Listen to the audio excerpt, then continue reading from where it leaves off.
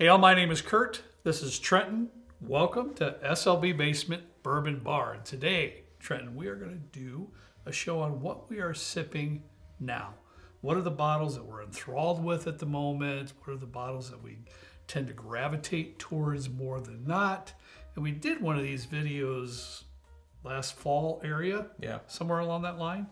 But, you know, as the year goes on, as seasons march on, bottles change. Your tastes change, your palates change a little bit. And I'm not gonna lie, I didn't look at the video that we did in the fall, so that it could be that I have some duplicates in here. I'm hoping I don't. My palate's gotten quite a bit. I don't want to say more particular, but just a little bit different in the last half a year or so. As you would probably expect, I did watch the show, and I think you're okay. Am I good? I don't think you duplicated anything. Well, so we each picked 5. I was really just kind of aiming more towards, I guess whiskeys in general. Mm-hmm. Your lineup is kind of confusing, and I don't know what half of those are. So this is going to be a little lesson for me too today. Well, yeah, I'm just trying to be honest. I know. That's all. And these are the bottles that I'm really kind of digging at the moment more than anything else, and there's quite a variety over here. There's a little bit. Just a little bit. Usually, we each have 5, right? You have 5? I have 5, yes, okay. I do. That's what you told me. Usually, I can stay within 5, and it usually takes me 5 or 10 minutes because I put all the stuff that I'm drinking in my desk drawer just for easy, I got quick at the hip or whatever they say. Wow. But there were a couple that I couldn't find, and it turns out they were in the basement. Oh. So when I was looking down there, I was like, man, I'm drinking a little bit more than I had thought at the moment. So I have 2 special mentions. Which a little bit out of character for me. That is. Like the roles are being reversed here. I know. I'm usually the special mention guy. It wouldn't have surprised me if you had those weird things and then also 2 other special mentions. But you're kind of just, you got 5. I do. So first for me, we didn't do a video on this, and I'm going to preface this by saying I don't know what the availability of most of mine are. So it could be that fair enough. Some other folks aren't drinking them just because they're difficult to find. I don't think any of these are really allocated. Maybe just they're not distributed in specific states. This was the A. Overholt straight rye whiskey. This is the Monongahela mash. Okay. Yeah, so I got it. I think this was about $70. I don't know the distribution of this, but it is 80% rye grain and 20% soft malted barley for balance, it says on the side.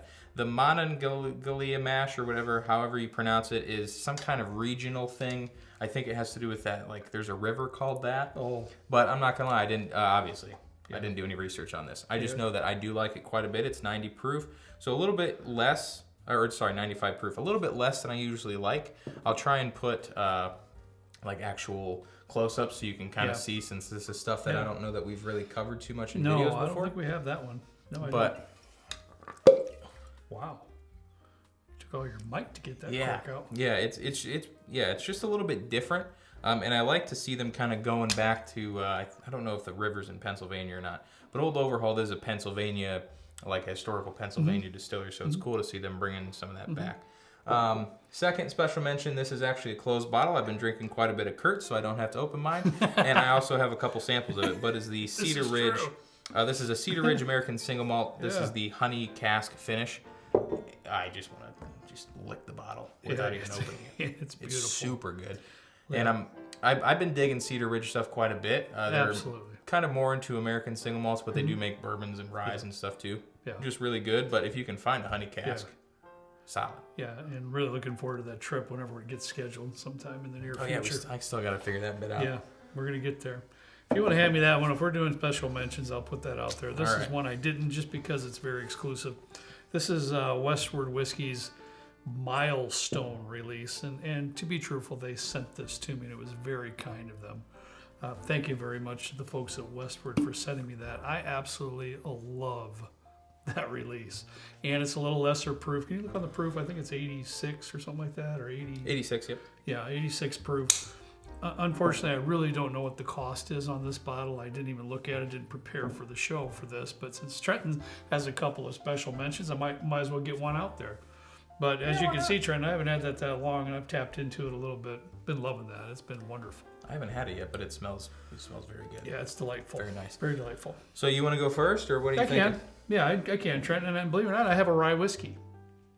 I know that's hard to believe. This is this comes from Whiskey Del Bach out of Arizona. And this is their Sentinel Rye. Oh, I've you had want to look that at that real quick? You had that? Yeah, we put this on a video. It's that mesquited one because I said it reminded me of that turkey Mom used to get from the deli at Walmart when we were a kid. Right, and it's the proof point's perfect for me on this. I think it's 92 proof.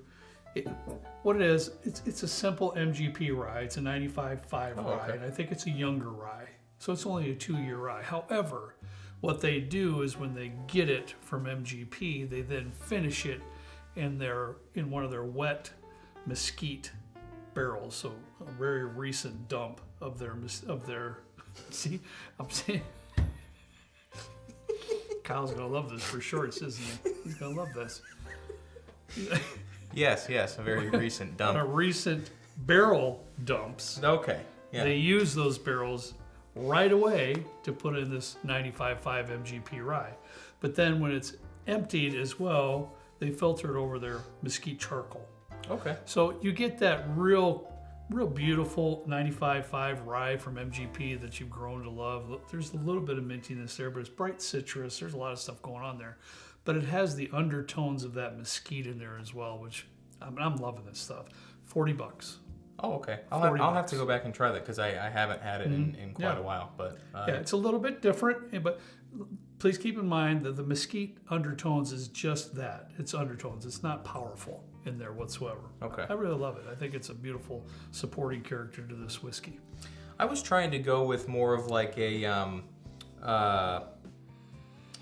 a balanced kind of price point because there is stuff that I drink a decent amount that is pretty high priced. Right. But I wanted to kind of include some stuff that I've been drinking that's kind of on the lower end of the spectrum. I just got this, 2 bottles of this not too long ago. I'm about halfway through my other one.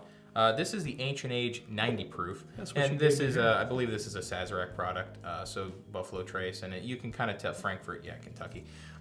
You can tell it's pretty sweet, but I think I've had the regular 80 proof Ancient Age. We put that, I think, in one of those budget videos we did. And it's 90 proof, but I do like it quite a bit. It's $12. Yeah. Unbelievable. It's really hard to beat that for $12. I use it, I kind of just have it as a straight pour if I'm trying to get acclimated to some stuff, or if I just kind of want to have a sip of something sweet and not get loaded with some of that higher proof stuff. I don't know what the availability is. I do also like I think it's an 80 or an 86 proof. I think it's pretty good, but if you can find the 90 proof for $12, I think I saw it at Liquor Barn not too long ago. So it's a good buy if you can find it. It is. And he poured me just a tiny bit before the show. It's delightful. Yeah. $12? Yeah. Come on now. I can see that winning a blind on some super budget bottles fairly easily. We should go back to do some of that budget stuff. I do like it. Yeah, we should. All right, buddy. My next one here is an American whiskey. This is a Michter's Small Batch American whiskey. This is one of my favorite releases from Michter's. It really is. It's only called an American whiskey because it was aged in ex-bourbon barrels. It's not aged in brand new, barrels. I was wondering about that. That's all. But with that, for $40-$45, you get some beautiful quintessential bourbon flavors out of that. For $40-$45, it is lower proof again. Yeah. And you know me, a lot of times I gravitate. I know you towards like, that. That's an 83 proofer, right real close, couple ticks away from 83 proof. So if you just want to chill out and have something pretty low proof but still get the flavor, this is your bottle right here. Well, I'm going to have to do this since you kind of copied me a little bit. I went with the Michter's Small Batch Bourbon. And I don't know if it's because of the way that the barrel proof bourbon did in the Bourbon Madness, but I kind of went back to some of those kind of more core lineup Michter's releases shortly after that. I've been kind of digging this one in particular. I honestly don't think that Michter's has a bad core product in their lineup. The sour mash is great. I don't think so. The straight rye is pretty good. I think they do bourbons a little bit better than ryes. Yeah. Some people complain that it's just a tick expensive at the $45 range. It'd be cool to see them do kind of a Ryle to a 101 or Wild Turkey 101 or an Old Forester 100 or something like that. Kind of get into that more price budget. range. Because I feel like at this price range, I wouldn't necessarily want to mix this much in a cocktail. Whereas like if they had a 100 proof, Maker's Mark 101 Wild Turkey Old Granddad, I'd use that all the time. I think that'd be pretty good. This one did very well in Fred Minnick's Did it? Top 100 too. It's good. It's like Yeah. $45. Yep. Really I know. solid. Yeah, Really very solid. good. Next one I have is a tequila. I got a tequila. Sorry about that. It's just what it is, though. Ever since I got this from Harry, and I got it because I did do some research, and I know this is additive free.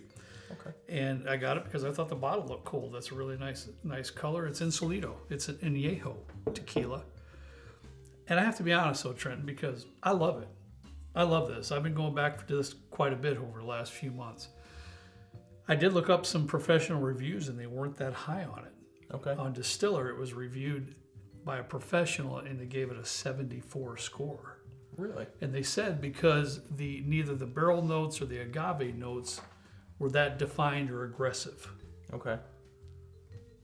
I don't understand that. Because to me, this tequila is buttery. And it has a beautiful light caramel flavor in there. Oh, it's wonderful, Trent. It's beautiful light caramel in there. It's buttery. The agave that's in that tequila is nice and sweet. I haven't done it yet, but I would love to mix this particular tequila in an Oaxacan old fashioned. Oaxacan? What does that even mean? I'd love to try that. Is that like a tequila base old? Yeah, it's a classic. It's like a modern classic. It's Trenton. It's like if my memory's right. It's 1.5 ounces of tequila, a 1/2 ounce of mezcal, and a little bit of agave syrup and some bitters and a little bit of flamed orange peel express. But see, I'm not a big tequila fan, but I really don't mind that. I think it's pretty. It is a little bit of citrusy isn't it in there. viscous and it's mouth coating and it's oily a little bit. It's got a lot going on as far as I'm concerned. Interesting. I think it's perfect for those that don't know much about the tequila world and you want to step out there in a little bit of a barrel aged tequila that is a good quality product. I think Harry had this for like $55 or something like that. Was it? Okay. So it's not that expensive either. This is the one to get. Añejo is the oldest, or is that a Reposado? The Añejo. Okay. Or sorry, Añejo. Yeah. Well, cool. I love it. Spoilers. I didn't put a tequila in mine. I'm sorry. Nor did I. What I did put. I almost didn't, but I have to be honest. I love that thing. And I know that we talked about this in a video recently, but I'm on my second bottle at this point. It is the Whiskey Acres Blue Popcorn. This is a straight bourbon whiskey. I know they emailed you, but I don't know that I read it. I think it's made with blue corn. Something like that, yeah. Yeah, it's really a neat experience. A different kind of experience and very, very, I just keep saying, it's a real neat experience. I am kind of in my journey at the point where I'm really kind of seeking out stuff that's really unique and different. Like this A Overhaul. This is really just good for what it is, and this is just a classic. But like that Middle West ported pumpernickel, it tastes like a firework. And I was actually talking with some guy in Indianapolis. He said the same thing. It's got this like lit match sulfur kind of note. I was like, thank you. And he was a professional, so I was like, okay, at least I'm not too far off my rocker. No, you were not. This is just a breath of fresh air if you're looking for something a little bit unique. I think it's $65. Yeah. I don't know the distribution of this. I know that it's available at Binny's in Chicago, I believe, or any other Binny's in Illinois or where there's a Binny's. I don't know about Total Wine or anything like that. It might be available online too, but give it a shot. I mean, it's really fantastic, and the proof is it's really nice. It's 97. So it's not going to blow your face off if you're somebody that is not really into the higher proof stuff, but you still like something that's a little bit more unique. Right. Give that a shot. It's really good. And to echo your statement, Trenton, that's a big reason why this is in here. The Sentinel Rock. Unique. Because it's unique. Yeah. It's different. Yeah. Speaking of that, Trenton, Hard Truth hit it out of the park. They did. With all their new sweet mash releases, but this one in particular, their 4-grain bourbon, it is a bottled in bond, so it is 100 proof. To me, this was the hitter in the group. This was, to me, head and shoulders above the bourbon and the wheated bourbon. Okay, that was the black and the blue label, right? Yeah, something like that, yeah. And I just, there's some wonderful tasting notes in there that kind of like medium burnt chocolate brownie stuff going on in there. It's just wonderful. It's great stuff. So I believe this one is $65, something like that, $65. Yeah. So not tremendously expensive. And ever since we've done the show, I've had a few hits on that one for sure because it's been great. One of the best finds we've had so far in 2024. Oh yeah. Yeah. Well, talking about a find in 2024. I got one coming up for you. Okay. All right. So I'm a big fan of the different corns. I like that. I really like the Still Austin red corn. And I found another red corn, and this is the Jimmy Red, straight bourbon whiskey finished in sherry cask. And I believe, I would imagine with the red corn on here, I can't say this for sure because I didn't read anything about it, that it is red corn. I just think of the Jimmy Crack corn, and I don't care. I don't know what that's from. But, and I mean, this was a little bit more on the expensive side. It's 93 proof. I think it was like 70 or 80 bucks. So it's a little bit up there. I don't know if this is sourced distillate either. I'll try and put some more information on this in the description since I didn't bother to do any research for this video. Yeah. But we opened this, Kent, myself, and Kurt opened this in Kent's basement like a week or so ago. What was that for? Holiday or something? Somebody's birthday? Yeah, it was something going on. Oh, no. Easter. Yeah, Easter, that's right. Yep. And we just absolutely loved it. It's super unique. It's got this really nice cinnamony, mapley. It's kind of almost breakfasty. Yeah, it was really baking, really spicy, good. that type of thing. I wasn't expecting a whole lot, Trenton, because for me, when I look at that label, I'm thinking, it just looks a little cheesy. I love it, but it's fantastic. I will say, really though, was good. I thought that the this like little piece of red corn in here was a cockroach or some kind of bug, just at first glance, but it doesn't taste like a bug or a cockroach or anything. It looks like they're actually at a Charleston, South Carolina. Yeah. So we might have to make a trip Very out good. here. Very good This whiskey. is really solid stuff. Give it a shot if you see it. All right, buddy. My last one is the one I've been into the most. Okay. I am over the top about this release. This is an Isle of Raasay again. You can take a look at it if you Isle of what? Isle of Raasay. This is a Scotch. This is a single malt Scotch, right? Here, I poured it here if you want to get a little bit better. This is a special release, though. I have to say that. This is a special release. I found this at Benny's not that long ago. Is that just not otherworldly? I looked at this for a while, and I was like, because it's like $110. Okay, not super expensive, but anytime you get around $100, that's a pretty expensive bottle of whiskey. Yeah. Oh, yeah. Looking at it, I'm going, I just don't know. This is a special release. This has been aged in virgin chinkapin casks. I have no idea, but I made sure to hit the button on the internet to tell me how to pronounce it. I'm so proud. Because I would have done it that way, but you know me, I probably would have got it wrong. But yeah, these barrels were virgin barrels, so they weren't ex-bourbon, ex-sherry, none of that. But the barrels were charred and toasted. So some of that flavor you just got out of there is a little bit of that toastiness in there too, I believe. But there is a dark black cherry note in there that is just to die for. I'm gonna need to find one. I'm just saying, I'm up the way this tastes, Trenton, because I got the regular release of the Isle of Raasay. That one is peated. I did read up on this on their special releases. They go back and forth. One will be peated, one will be unpeated. Of course, you tasted an unpeated release. Yeah. Did you put that in a Scotch video we did recently? Was I that the did. peated one though? That's correct. Okay. That was a peated one, and that's one I picked up in Arizona on that one gentleman that works at Trevor's down there. That's like a whiskey encyclopedia, and he suggested it, and I went with it because that particular one was like $70. It wasn't that expensive either.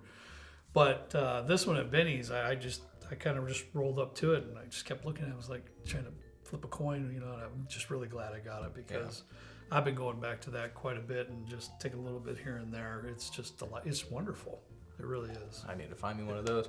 I was gonna say something, but I just kind of just lost my train of thought. Anyways, how much room we got over here? Last but not least for me, you kind of put this one on the map for me, and I don't know why I passed up on it, but it is the Rossville Union. This is the barrel proof straight rye. It's 120 or 112.6 proof.